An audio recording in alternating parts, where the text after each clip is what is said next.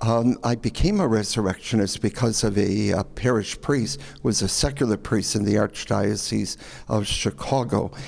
I was never even thinking of priesthood or brotherhood. I was going to get married, and I then decided, because they encouraged me, to go down to the minor seminary of the Resurrectionists in St. Mary, Kentucky. So my freshman year was down at St. Mary's, and I really, really liked the education.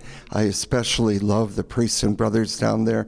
They were very, very holy and dedicated men, and it was a good year for me. But at the end of that year, my mom and dad said that they were not going to send me back. There was a little disappointment in my life, but I felt my mom and dad knew best. So I then went to a Christian Brother high school, St. George, in Evanston, Illinois, and I liked what the brothers were doing there. They were really with us. They were educating us. When we played football or basketball or soccer, they were always on those fields with us. They were with us after school. We went on field trips with them.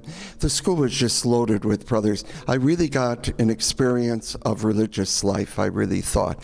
And so toward the end of that year, I really wasn't sure what I was going to do. In fact, I was signed up to go to Loras College in Dubuque, Iowa. And then the Resurrectionist Vocation director, Father Frank Rowe, got in touch with me and said, you know, you're graduating from high school. Are you still considering religious life? And I said, Father Frank, you know, I really need to think about that and pray over it. So again, my parish priest said, Bill, this is what you should do. And the sisters in the parish said, this is what you should do. And so I said, okay, I will try it. So I entered the novitiate 1965, and now 49 years later, I'm a religious brother in the congregation. I've never had a sad day in my life, and I love this community very much and will do anything for my religious community and the people of God that I'm called to serve. There were 24 of us that entered in 1965, and for about the first month, I really struggled. I had a hard time, and I was only 17 years old.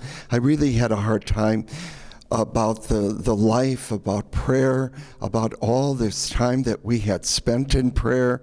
And, I wanted to do some other things because I was so young and energetic. And then I began to realize that the other guys that I was living with were experiencing the same thing.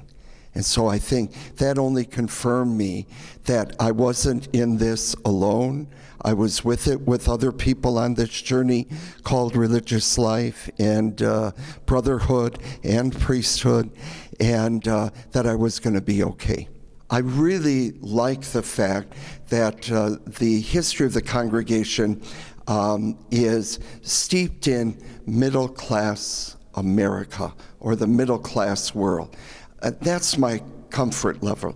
I was born and raised in middle class, and I know that these guys they struggle just like my parents and my grandparents struggle in life, but yet they're faithful to their call. The only thing I would really like to say to our audience who's listening to me this morning is that we're really a wonderful religious community in the Catholic Church.